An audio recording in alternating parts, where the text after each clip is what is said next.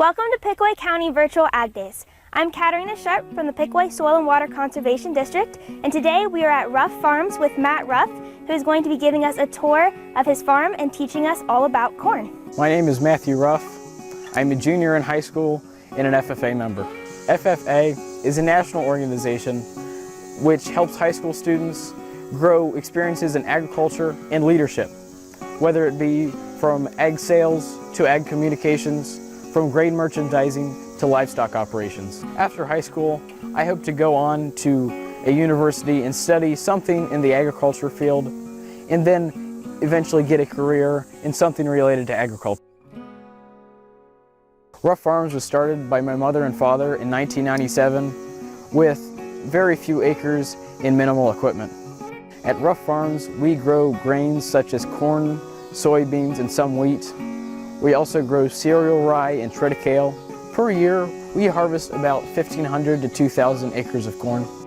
Agriculture is a very vast industry, whether it be from grain operations to livestock to forestry. Grain operations are quite common in the Midwest and are a great way to learn more opportunities from the life cycle of plants to equipment operations.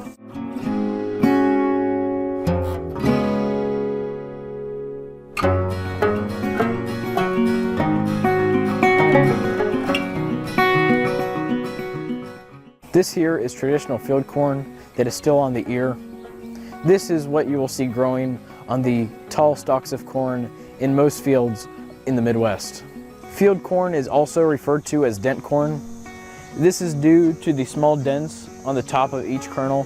Field corn is the most common type of corn grown in the United States and is used for many products around the world. Right here we have sweet corn. It usually has a shorter growing season than traditional field corn and has a smaller stalk. This is the corn that you will see in grocery stores and what humans consume. And it is usually picked by hand because you might damage the ear in the process of trying to pick it with a mechanical piece of equipment. This is popcorn. It is another type of corn that is used for human consumption. It is what you'll see in grocery stores or what you'll eat at a movie theater.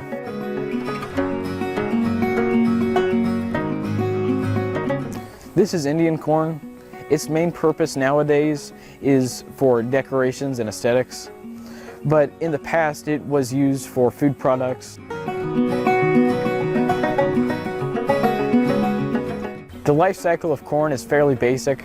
Once it is planted on the spring, it depends on the fertilizers, products, and rainwater for it to grow well. The corn then grows to be between 5 and 10 foot tall. On the ear of corn, there is one strand of hair for every kernel.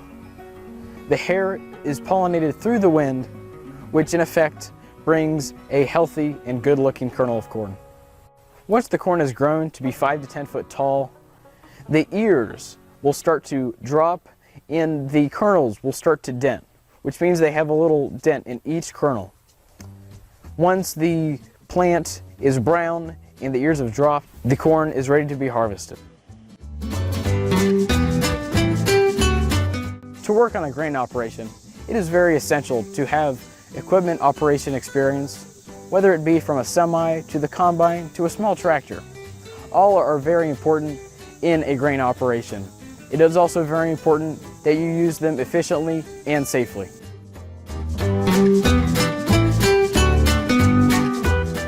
Beside me here we have a corn planter.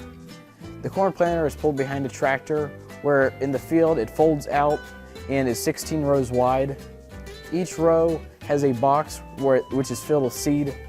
The seed flows through the bottom of the box, through a tube, into the trench which is created by the planter.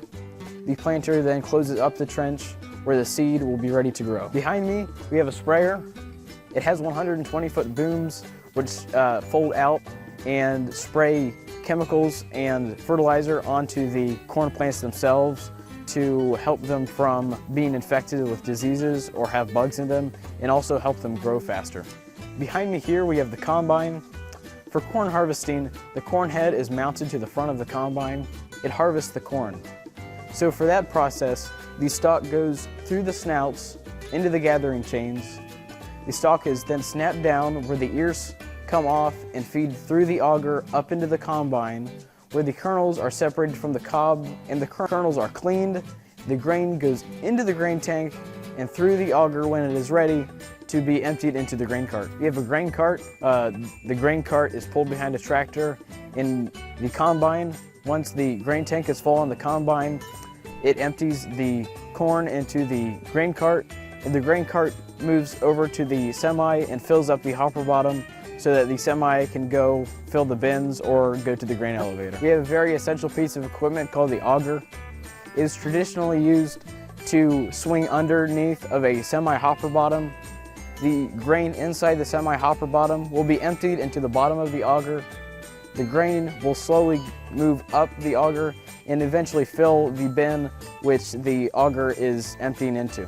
Behind me here we have the grain dryer. The grain dryer's purpose is to dry the grain that is either too wet to be sold or stored in grain bins. The grain is put through the tubes into the grain dryer where it is heated and dried to a moisture where it can be stored or sold. Once the grain is dry enough, it is sent out of the grain dryer, either into a hopper bottom or into the grain bin.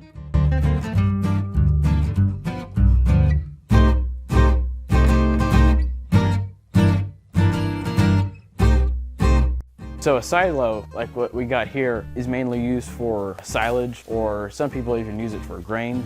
Corn silage is where the whole stalk is harvested while there's still green in it, and it is used for cattle feed.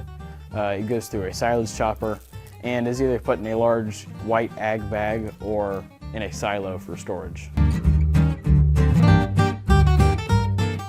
Totes that we have here are kind of our invention. They're old chemical totes that we cleaned out and then we lined up with orange snow fence to get the air circulating through easier, to get the corn dried out. People use or have used the corn crib like we have out here, but it makes it easy to dump out the corn onto the sorting table, and then we can easily sort it, the good corn from the bad corn.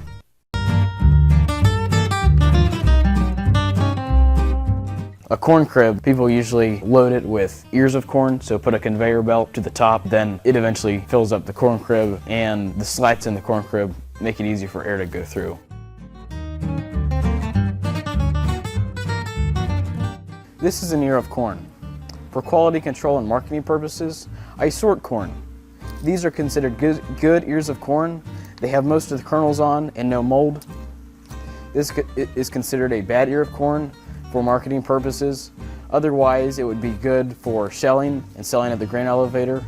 But for marketing and selling whole ears of corn, this would not be accepted. Feed for livestock such as cattle and chickens uses corn, whether it be ground corn or shelled corn. Cereal also uses corn as a main ingredient. Carbonated pop also uses corn syrup, which is a byproduct of corn. Marshmallows use corn syrup as the sticky ingredient in marshmallows. Also, tortilla chips and sidewalk chalk use corn as a product also. Different varieties of sweet corn can also be found in cans like you see in a grocery store. A popular snack that you can find in grocery stores that also contains corn is popcorn. This is corn syrup. It is a very useful ingredient in cooking. It can also be found in marshmallows and carbonated water. Corn syrup is a very common byproduct of corn. It can be found in many different products we have here on the table. We'd like to thank Matt Ruff for giving us a tour of Ruff Farms and teaching us all about corn. Thank you for joining in and watching this video, and we hope you learned a lot about corn.